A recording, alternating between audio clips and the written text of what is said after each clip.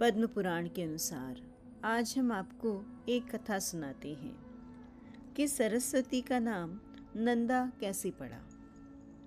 पहले की बात है, पृथ्वी पर प्रभंजन नाम से प्रसिद्ध एक महाबली राजा हो गए हैं। एक दिन वे उस वन में मृगों का शिकार खेल रहे थे। उन्होंने देखा एक झाड़ी के भीतर मृगी खड़ी है। वह राजा के ठीक सामने पड़ी थी। प्रभंजन ने अत्यंत तीक्ष्ण बाण चलाकर मृगी को बांध दिया। आहत हिरनी ने चकित होकर चारों ओर दृष्टिपात किया। फिर हाथ में धनुष बाण धारण किए राजा को खड़ा देखकर वह बोली, ओ मूढ़, यह तूने क्या किया? तुम्हारा यह कर्म पापपूर्ण है। मैं यहाँ नीचे मुंह किए खड़ी थी और निर्भय होकर अपने बच्चे को दूध पिला रही थी। इसी अवस्था में तूने इस बाण के भीतर मुझे निरपराध हिरणी को अपने वज्र के समान बाण का निशाना बनाया है। तेरी बुद्धि बड़ी खोटी है, इसलिए तू कच्चा मांस खाने वाला पशु की योनि में पड़े। इस कंटाक विकीर्ण वन में तू व्याघ्र हो जा। मृगी का यह शाप सुनकर सामने खड़ी हुई राजा की संपूर्ण इंद्रियां व्याकुल हो उठी। वे हाथ जोड़कर बोले, कल्याणी, मैं नहीं जानता था कि तू बच्चे को दूध पिला रही है। अनजान में मैंने तेरा वध किया है, अतः मुझ पर प्रसन्न हो। मैं व्याघ्र योनि में कितने दिन तक रहूंगा और उसे त्याग कर पुनः मनुष्य शरीर को कब प्राप्त करूंगा? अपने इस शाप के उद्धार की विधि और अवधि तो बता। राजा के ऐसा कहने पर मृगी बोली, राजन, आज से 100 वर्ष बीतने पर यहाँ नंदा नाम की एक गौ आएगी। उसके साथ तुम्हारा वार्तालाप होने पर इस शाप का अंत हो जाएगा।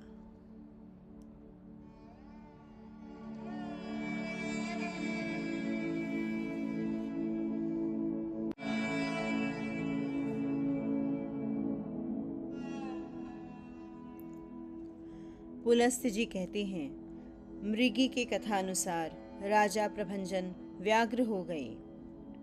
उस व्याघ्र की आकृति बड़ी ही घोर और भयानक थी।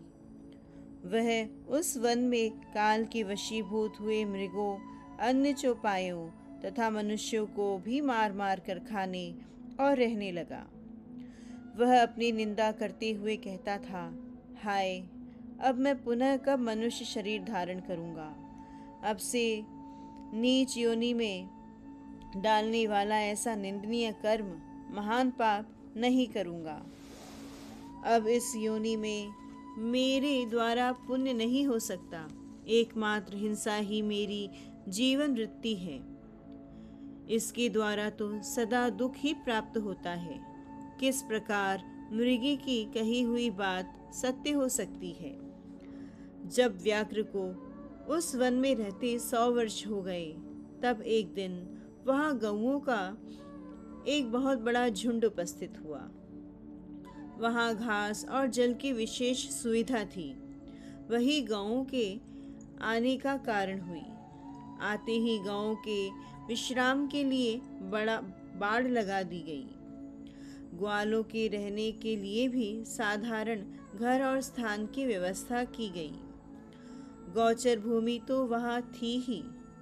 सबका पड़ाव पड़ गया। वन के पास का स्थान गौओं के रंभाने की भारी आवाज से गूंजने लगा। मतवाले गोप चारों ओर से उस गौ समुदाय की रक्षा करते थे। गौओं के झुंड में एक बहुत ही हष्ट-पुष्ट तथा संतुष्ट रहने वाली गाय थी। उसका नाम था नंदा। वही उस झुंड में प्रधान थी। तथा सबके आगे निर्भय होकर चला करती थी। एक दिन वह अपने झुंड से बिछुड़ गई और चलते चलते पूर्वोक्त व्याघ्र के सामने जा पहुंची।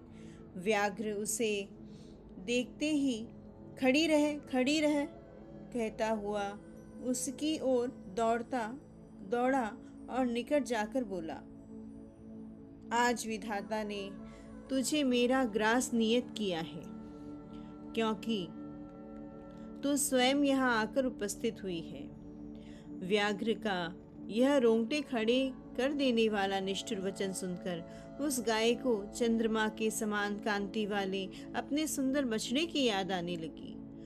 उसका गला भर आया। वह गदगद स्वर में पुत्र के लिए हुंकार करने लगी। उस गौ को अत्यंत दुखी होकर क्रंदन करते देख व्याघ्र बोला, अरे गाय, संसार में सब लोग अपने कर्मों का ही फल भोगते हैं। तू स्वयं मेरे पास आ पहुंची है, इससे जान पड़ता है तेरी मृत्यु आज ही नियत है। फिर व्यर्थ शोक क्यों करती है? अच्छा, यह तो बता, तू रोई किस लिए?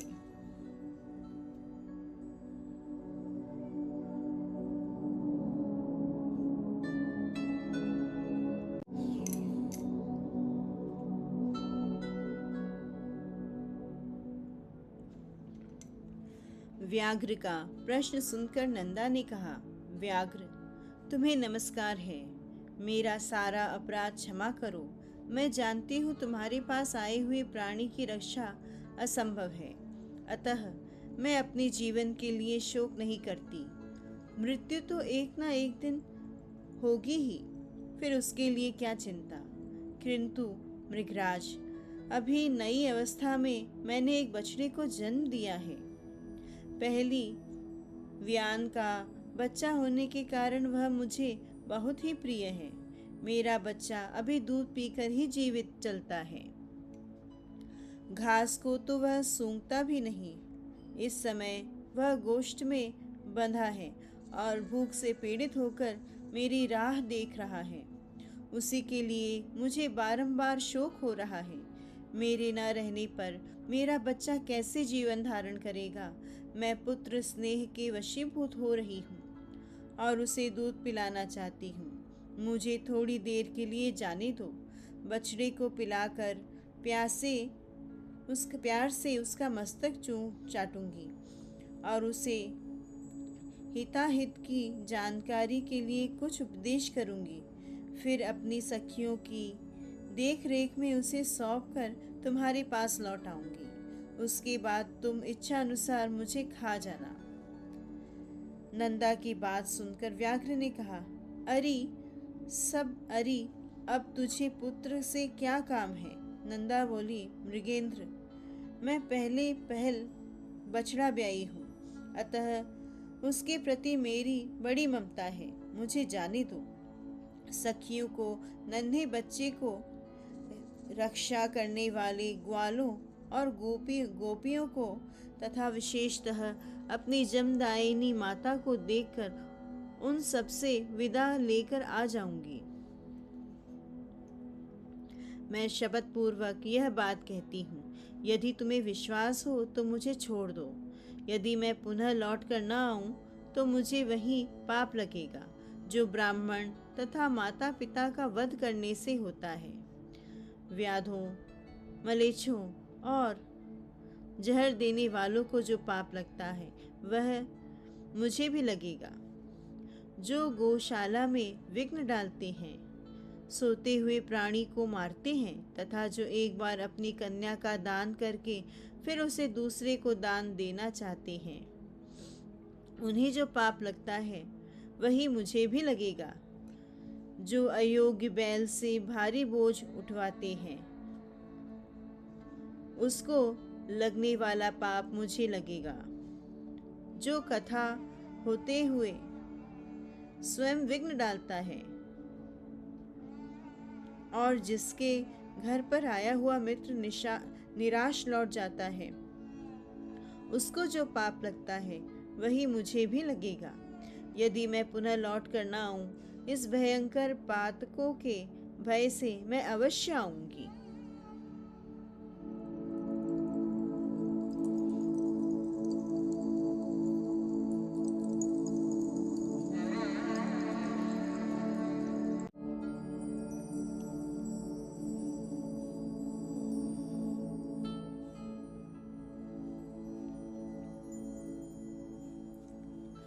नंदा की ये शपथ सुनकर व्याघ्र को उस पर विश्वास हो गया। वह बोला, गाय, तुम्हारी इन शब्दों से मुझे विश्वास हो गया है, परंतु कुछ लोग तुमसे यह भी कहेंगे कि स्त्री के साथ हास परिहास में, विवाह में, गौ को संकट से बचाने में तथा प्राण संकट उपस्थित होने पर जो शपथ की जाती है उसकी अपेक्षा से पाप नहीं लगता। किंतु तुम इन बातों पर विश्वास न करना। इस संसार में कितने ही ऐसे नास्तिक हैं जो मूर्ख होते हुए भी अपने को पंडित समझते हैं। वे तुम्हारी बुद्धि को क्षण भर में भ्रम में डाल देंगे। जिनके चित्त पर अज्ञान का पर्दा पड़ा रहता है, वे क्षुद्र मनुष्य कुतर्कपूर्ण युक्तियों और दृष्टांतों से दूसरों को मुंह में डाल देते हैं। इसलिए तुम्हारी बुद्धि में यह बात नहीं आनी चाहिए कि मेरे शब्दों द्वारा व्याघ्र को ठग लिया। तुमने ही मुझे धर्म का सारा मार्ग दिखाया है, अतः इस समय तुम्हारी जैसी इच्छा है वैसा करो।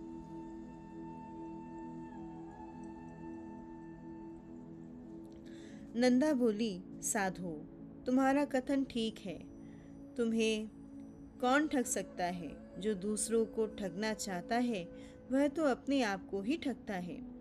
व्याघ्र ने कहा, गाय, अब तुम जाओ। पुत्र वत्सले, अपने पुत्र को देखो, दूध पिलाओ, उसका मस्तक चाटो तथा माता, भाई, सखी, स्वजन एवं बंधु बांधुओं का दर्शन करके सत्य को आगे रखकर शीघ्र ही यहाँ लौट आओ।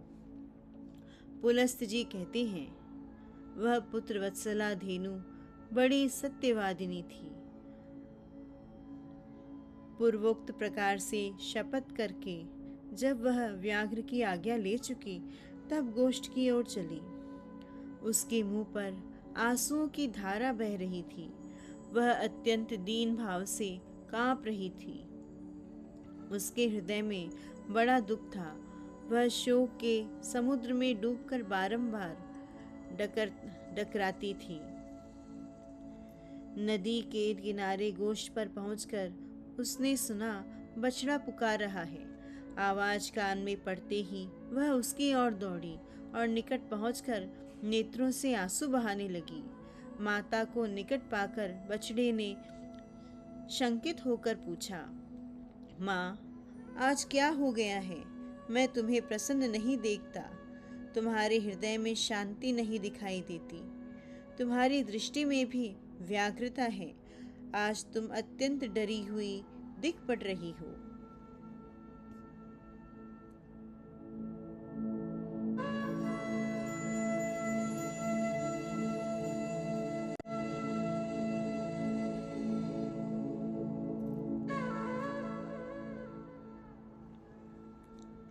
नंदा बोली, बेटा, स्तनपान करो। यह हम लोगों की अंतिम भेंट है। अब से तुम्हें माता का दर्शन दुर्लभ हो जाएगा। आज एक दिन मेरा दूध पीकर कल सवेरे से किसका पियोगे? वत्स, मुझे अभी लौट जाना होगा। मैं शपथ करके यहाँ आई हूँ। भूख से पीड़ित बाघ को मुझे अपना जीवन अर्पण करना है। बछड़ा बोला, माँ, तुम जहाँ जाना चाहती हो वहाँ मैं भी चलूँगा। तुम्हारे साथ मेरा भी मर जाना ही अच्छा है। तुम न रहोगी तो मैं अकेले भी तो मर ही जाऊंगा। फिर साथ ही क्यों न मरूं। यदि बाघ तुम्हारे साथ मुझे भी मार डालेगा तो निश्चय ही मुझको वह उत्तम गति मिलेगी जो मातृभक्त पुत्रों को मिला करती है। अतः मैं तुम्हारे साथ अवश्य चलूंगा। माता से बिछुड़े हुए बालक के जीवन का क्या प्रयोजन है? केवल दूध पीकर रहने वाला बच्चों के लिए माता के समान दूसरा कोई बंधु नहीं है।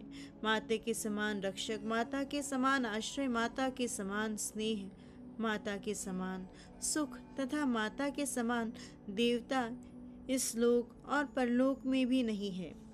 यह ब्रह्मा जी का स्थापित किया हुआ परम धर्म है। जो पुत्र इसका पालन करते हैं उन्हें उत्तम गति प्राप्त होती है।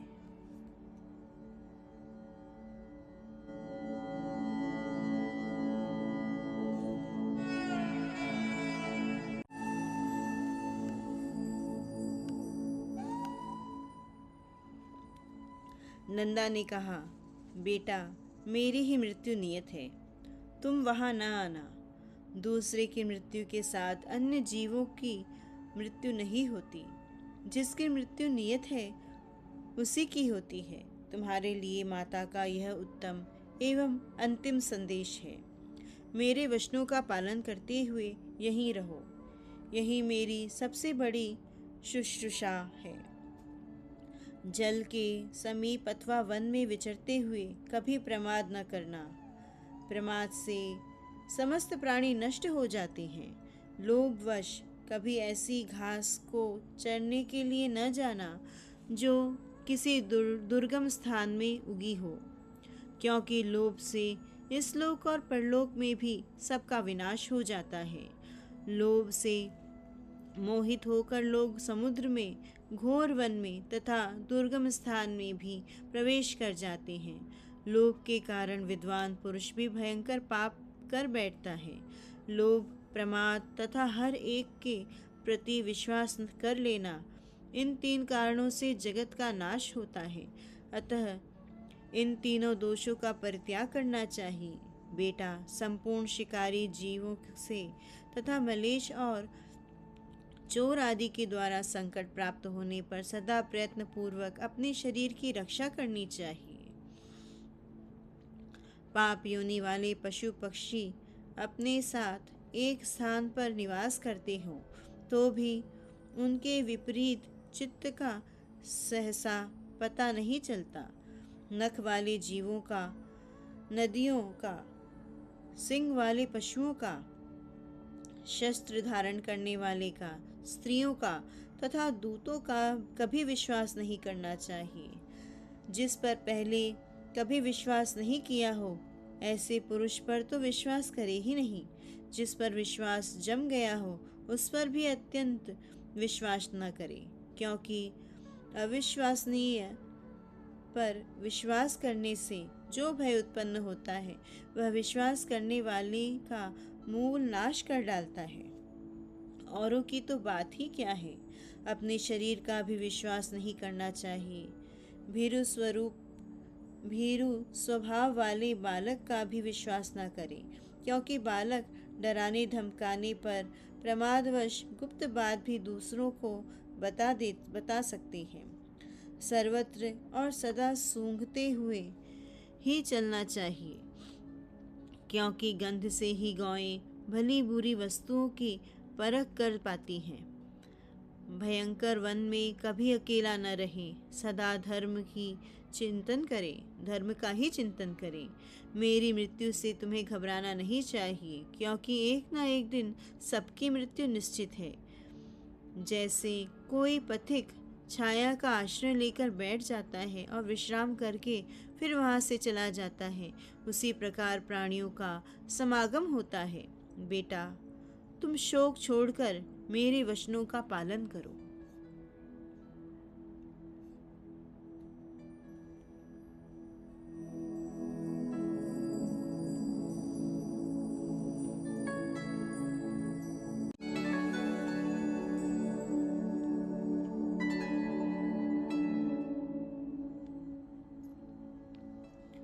पुलस्त जी कहते हैं, यह कहकर नंदा पुत्र का मस्तक सूंघ कर उसे चाटने लगी और अत्यंत शोक के वशीभूत हो डबडबाई हुई आंखों से बारंबार लंबी सांस लेने लगी।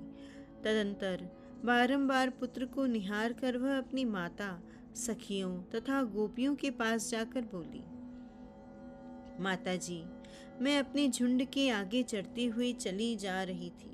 इतने में ही एक व्याघ्र मेरे पास आ पहुंचा। मैंने अनेकों सौगंधें खाकर उसे लौट आने का विश्वास दिलाया। तब उसने मुझे छोड़ा है। मैं बेटे को देखने तथा आप लोगों से मिलने के लिए चली आई थी। अब अब फिर वही जा रही हूँ। माँ, अपने दुष्ट स्वभाव के कारण तुम्हारा जो जो अपराध किया हो वह सब क्षमा करना। अब अपने इस नाती को लड़का करके मानना। सखियों की ओर मुंह कर कर बोली, प्यारी सखियों, मैंने जानकर या अनजाने में यदि तुमसे कोई अप्रिय बात कह दी है तथा और कोई अपराध किया हो तो उसके लिए तुम सब मुझे क्षमा करना। तुम सब संपूर्ण सद्गुणों से युक्त हो। तुम में सब कुछ देने की शक्ति है। मेरे बालक पर सदा क्षमा भाव रखना। मेरा बच्चा दीन, अनाथ और व्याकुल है। इसकी रक्षा करना। मैं तुम्ही लोगों को अब इसे सौंप रही हूँ। अपने पुत्र की ही भांति इसका भी पोषण करना। अच्छा, अब क्षमा मांगती हूँ। मैं सत्य को अपना चुकी हूँ, अतः व्याघ्र के पास जाऊंगी। सखियों को मेरे लिए चिंता नहीं करनी चाहिए। नंदा की बात सुनकर उसकी माता और सखियों को बड़ा दुख हुआ। वे अत्यंत आश्चर्य और विषाद में पड़कर बोली, अहो, यह बड़े आश्चर्य की बात है। व्याघ्र के कहने से सत्यवादिनी नंदा पुनः उस भयंकर स्थान में प्रवेश करना चाहती है। शपथ और सत्य के आश्रय से शत्रु को धोखा दे अपने ऊपर आई हुई महान भय का यत्नपूर्वक नाश करना चाहिए। जिस उपाय से आत्मरक्षा हो सके वही कर्तव्य है।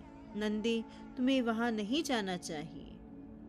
अपने नन्हे से शिशु को त्याग कर सत्य के लोभ से जो तू वहां जा रही है, यह तुम्हारे द्वारा अधर्म हो रहा है। इस विषय में धर्मवादी ऋषियों ने पहले यह एक वचन कहा था।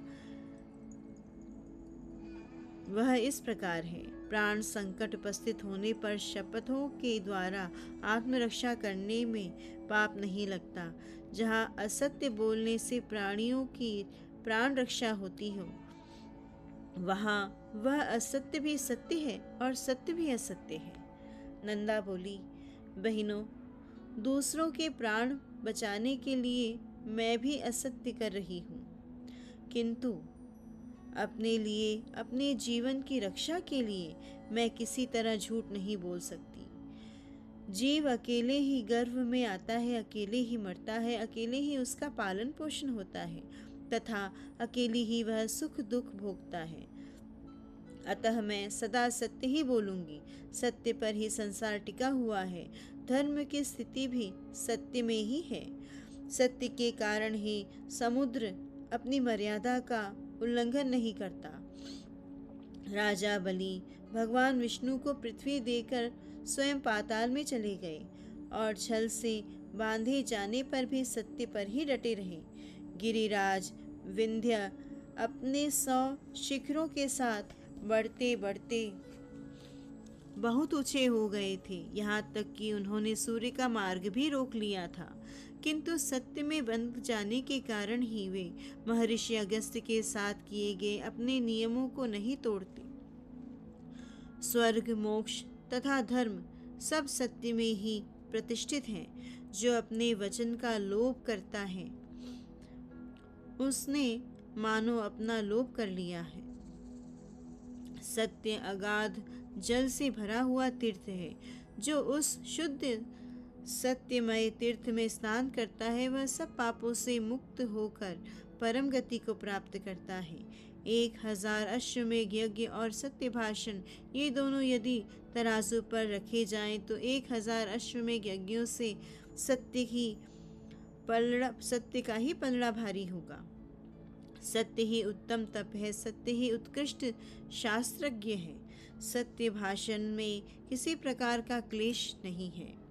सत्य ही साधु पुरुषों की परखने के लिए कसौटी है। वही सत्य पुरुषों की वंश परंपरागत संपत्ति है। संपूर्ण आश्रयों से सत्य का ही आश्रय श्रेष्ठ माना गया है। यह अत्यंत कठिन होने पर भी उसका पालन करना अपने हाथ में है। सत्य संपूर्ण जगत के लिए आभूषण रूप है। जिस सत्य का उच्चारण करके मलेच्छ भी स्वर्ग में पहुंच जाता है, उसका परित्याग कैसे किया जा सकता है?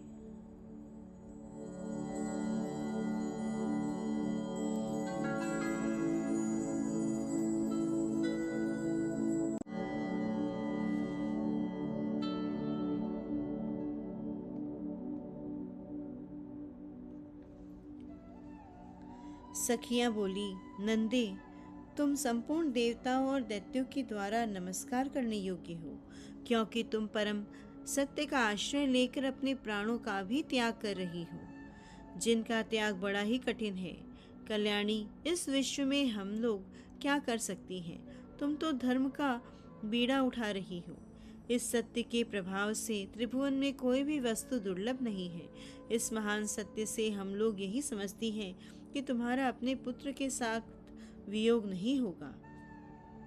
जिस नारी का चित्त कल्याण मार्ग में लगा हुआ है, उस पर कभी आपत्तियां नहीं आती। पुलस्त जी कहते हैं, तदंतर सखियों से मिलकर तथा समस्त गौ समुदाय की परिक्रमा करके वहाँ के देवताओं और वृक्षों से विदा ले नंदा वहाँ से चल पड़ी। उसने पृथ्वी, वरुण, अग्नि, वायु, चंद्रमा, दसों दिक्पाल, वन के वृक्ष, आकाश के नक्षत्र तथा ग्रह, इन सबको बारंबार प्रणाम करके कहा, इस वन में जो सिद्ध और वन देवता निवास करते हैं, वे वन में चरते हुए मेरे पुत्र की रक्षा करें। इस प्रकार पुत्र के स्नेहवश बहुत सी बातें कहकर नंदा वहां से प्रस्थान हुई और उस स्थान पर पहुंची जहां वह तीखी दाढ़ों और भयंकर आकृति वाला मांसभक्षी बाघ मुंह बाए बैठा था।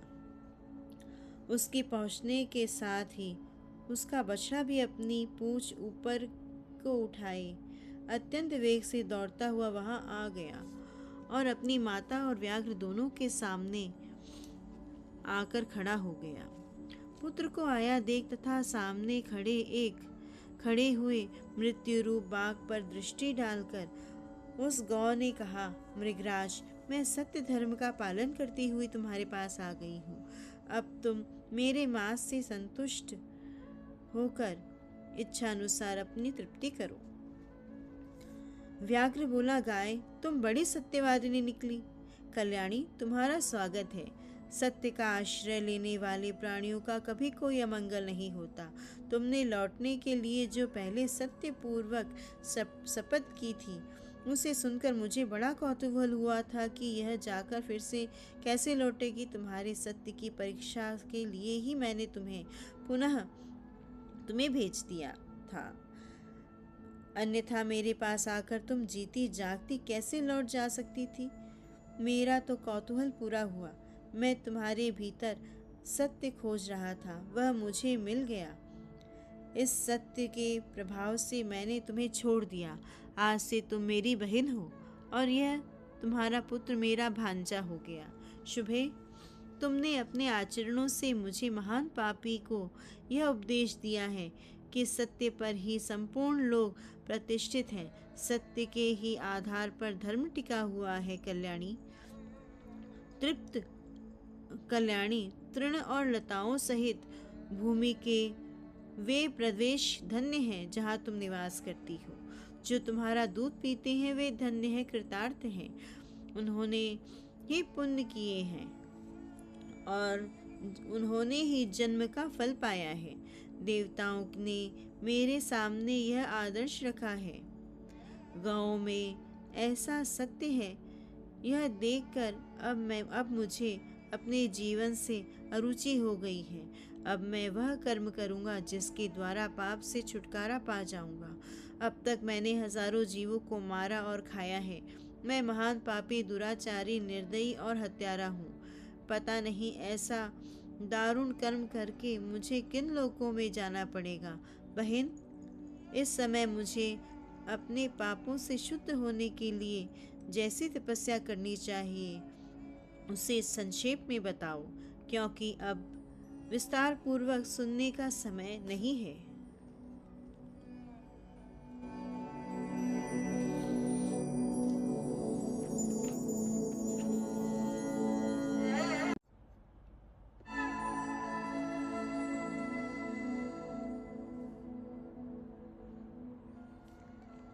गाय बोली, भाई बाघ, विद्वान पुरुष सतयुग में तप की प्रशंसा करते हैं, त्रेता में ज्ञान की तथा उसके सहायक कर्म की, द्वापर में यज्ञों को ही उत्तम बतलाते हैं, किंतु कलयुग में एकमात्र दान ही श्रेष्ठ माना गया है।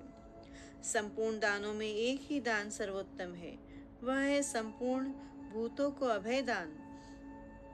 इससे बढ़कर दूसरा कोई दान नहीं है। जो समस्त चराचर प्राणियों को अभय दान देता है, वह सब प्रकार के भय से मुक्त होकर परब्रह्म को प्राप्त होता है। अहिंसा के समान न कोई दान है, न कोई तपस्या। जैसे हाथी के पद चिन्ह में अन्य सभी प्राणियों के पद चिन्ह समा जाते हैं, उसी प्रकार अहिंसा के द्वारा सभी धर्म प्राप्त हो जाते हैं। योग एक ऐसा वृक्ष है जिसकी छाया तीनों तापों का विनाश करने वाली है। धर्म और ज्ञान उस वृक्ष के फूल हैं। स्वर्ग तथा मोक्ष उसके फल हैं। जो आध्यात्मिक, आदि दैविक और आदि भौतिक इन तीनों प्रकार के दुखों से संतप्त हैं, वे इस योग वृक्ष की छाया का आश्रय लेते हैं। वहां जाने से उन्हें उत्तम शांति प्राप्त होती है, जिससे फिर कभी दुखों के द्वारा वे बाधित नहीं होते। यही परम कल्याण का साधन है, जिसे मैंने संक्षिप्त में बताया है। तुम्हें ये सभी बातें ज्ञात हैं, केवल मुझसे पूछ रहे हो। व्याघ्र ने कहा, पूर्व काल में मैं एक राजा था, किंतु एक मृगी के शाप से मुझे बाघ शरीर धारण करना पड़ा। तब से निरंतर प्राणियों का वध करते रहने के कारण मुझे सारी बातें भूल गई थी। इस समय तुम्हारे संपर्क और उपदेश से फिर उनका स्मरण हो गया है। तुम भी अपने इस सत्य के प्रभाव से उत्तम गति को प्राप्त होगी। अब मैं तुमसे एक प्रश्न और पूछता हूँ। मेरे सौभाग्य से तुमने आकर मुझे धर्म का स्वरूप बताया, जो सत्पुरुषों के मार्ग में प्रतिष्ठित है। कल्याणी, तुम्हारा नाम क्या है?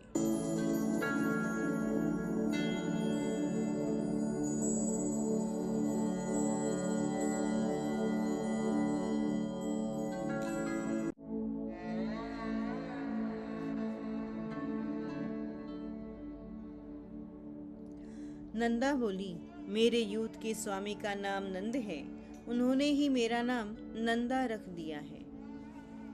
पुलस्त्य जी कहते हैं, नंदा का नाम कान में पड़ते ही राजा प्रभंजन शाप से मुक्त हो गए। उन्होंने पुनः बल और रूप से संपन्न राजा का शरीर प्राप्त कर लिया। इसी समय सत्य भाषण करने वाली यशस्विनी नंदा का दर्शन करने के लिए साक्षात धर्म वहां आए और इस प्रकार बोले, नंदे, मैं धर्म हूँ, तुम्हारी सत्य वाणी से आकृष्ट होकर यहाँ आया हूँ। तुम मुझसे कोई श्रेष्ठ वर मांग लो। धर्म के ऐसा कहने पर नंदा ने यह वर मांगा, धर्मराज, आपकी कृपा से मैं पुत्र सहित उत्तम पद को प्राप्त हूँ तथा यह स्थान मुनियों को धर्म प्रदान करने वाला शुभ तीर्थ बन जाए। देवेश्वर, यह सरस्वती नदी आज से मेरे ही नाम से प्रसिद्ध हो, इसका नाम नंदा पड़ जाए। आपने वर देने को कहा, इसलिए मैंने यही वर मांगा है। पुत्र सहित देवी नंदा तत्काल ही सत्यवादियों के उत्तम लोक में चली गई। राजा प्रभंजन ने भी अपने पूर्वोपरिचित राज्य को पा लिया। नंदा सरस्वती के तट से स्वर्ग को गई थी तथा उसने धर्मराज से इस आशय का वरदान भी मांगा था। इसलिए विद्वानों ने वहां सरस्वती का नाम नंदा रख दिया। जो मनुष्य वहां आते समय सरस्वती के नाम का उच्चारण कर लेते हैं, वह जीवन भर सुख पाते हैं और मृत्यु के पश्चात देवता बनते हैं। स्नान और जलपान करने से सरस्वती नदी मनुष्यों के लिए स्वर्ग की सीढ़ी बन जाती है। अष्टमी के दिन जो लोग एकाग्रचित होकर सरस्वती में स्नान करती हैं। वे मृत्यु के बाद स्वर्ग में पहुंचकर सुख भोगते हुए आनंदित होती हैं। सरस्वती नदी सदा ही स्त्रियों को सौभाग्य प्रदान करने वाली है। तृतीया को यदि उसका सेवन किया जाए तो वह विशेष सौभाग्यदायिनी होती है। उस दिन उसके दर्शन से भी मनुष्यों को पाप राशि से छुटकारा मिल जाता है। जो पुरुष उसके जल का स्पर्श करते हैं उन्हें भी मुनीश्वर समझना चाहिए। वहाँ चांदी दान करने से मनुष्य स्वरूप होता है। ब्रह्मा की पुत्री यह सरस्वती नदी परम पावन और पुण्य शलीला है। यही नंदा नाम से प्रसिद्ध है। फिर जब यह स्वच्छ जल से युक्त हो दक्षिण दिशा की ओर प्रवाहित होती है तब विपुला या विशाला नाम धारण करती है। वहां से कुछ ही दूर आगे जाकर यह पुनः पश्चिम दिशा की ओर मुड़ गई है। वहां से सरस्वती की धारा प्रकट देखी जाती है। उसके तटों पर अत्यंत मनोहर तीर्थ और देव मंदिर है जो मुनियों और सिद्ध पुरुषों द्वारा भली भांति सेवित है। नंदा तीर्थ में स्नान करके यदि मनुष्य स्वर्ण और पृथ्वी आदि का दान करे तो वह महान अभ्युदयकारी तथा अक्षय फल प्राप्त करने वाला होता है।